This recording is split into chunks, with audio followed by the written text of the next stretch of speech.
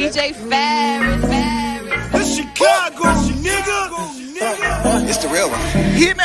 Only one is pulling shit the fuck up. The sports talk. What I really want to talk about with you is the future of Giannis Antetokounmpo. We opened the show this morning showing them losing last night. He didn't play, warmed up, wanted to give it a go, and ultimately just couldn't on the ankle. The Bucks get knocked out in disappointing fashion for the second straight year, and we find ourselves in a moment where we are talking about Giannis's future. What do you see? So the Milwaukee Bucks have maintained for a long time now that they see nothing but support from Giannis, and I feel nothing in the ether that says any differently.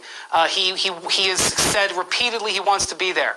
Having said that, Greeny, and I apologize to Milwaukee, but this is just the reality. Objectively, I just do not think that he can sign the contract extension that's going to be offered to him this fall that would lock him into Milwaukee for 6 more years. I just think he's got to keep the pressure on the organization. He's got to leave his options open. He can get the exact same contract in a year. This organization has shown reluctance at times to spend, specifically with the recent. It's nothing wrong with being loyalty.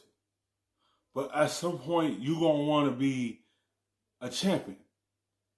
It's all right to be loyal to one organization. It depends on who they put around you. Yes, Chris Middleton is a solid player, but you need more. It's going to be that time that you're going to want to.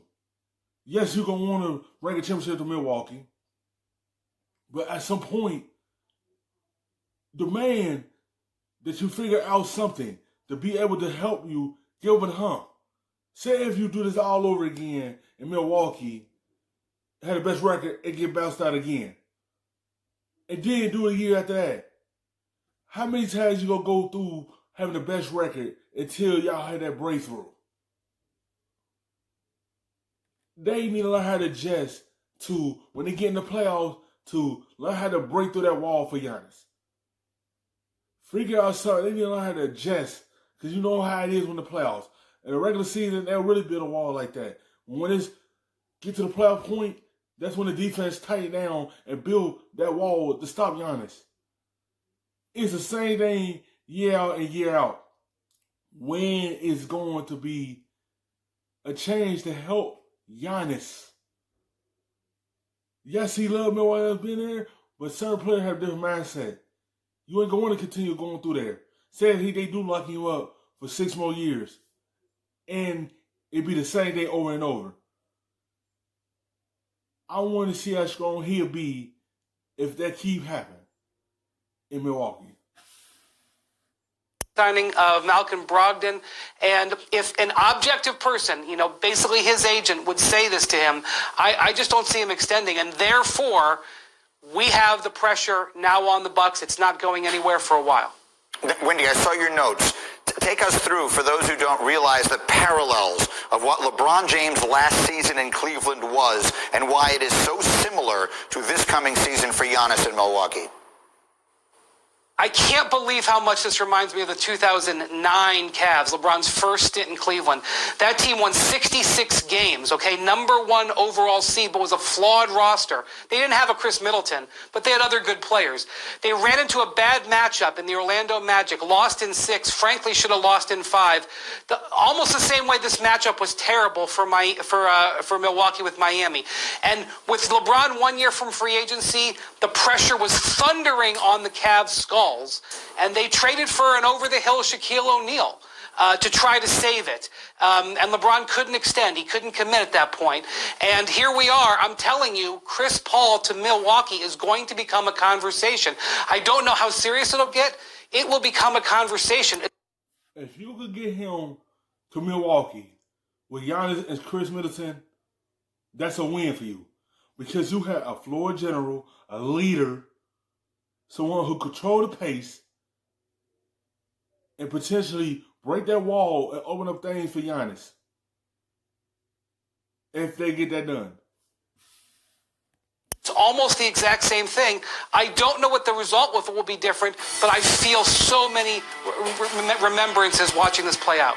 Yes, I was reading your notes, and it makes a lot of sense to me. For those who don't know, Billy Donovan is no longer going to be the coach of Oklahoma City, and part of the reason given for that is that the Thunder may be looking at taking a different tack in their rebuild strategy here, which could make Chris Paul very expendable. So, RJ, I will ask you, we opened this hour talking about what Giannis needs in Milwaukee.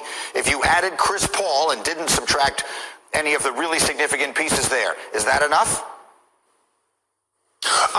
That's a good start, in my opinion, when you start looking at possibilities.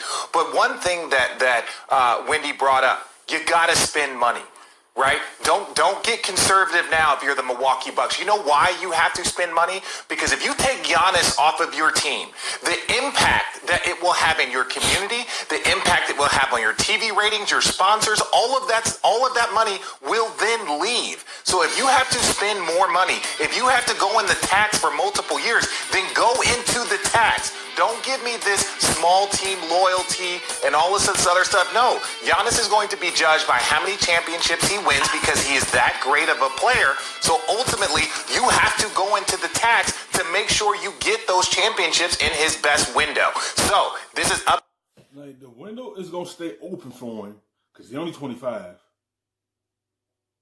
As the more the years come, the window is going to continue doing this. As you age, the window can keep doing this. If you don't do that breakthrough, because it still could be open, but it's going to be this much if it continue being like this. Loyalty goes so far, it's all about what that person going to do for you. To the Milwaukee Bucks completely, you got to go spend money. We don't want to hear about tax because if he leaves, all that money's leaving with him. Super quick, though, RJ. If Chris Paul had been on this team this week, would they have won this series? Ooh. I think that series would have gone 6 or 7. I do not want to discredit the Miami Heat and how well they are playing. I think we don't fully understand what that trade for Andre Iguodala and Jay Crowder really did to their lineup because of the quarantine. Thank you for watching ESPN on YouTube.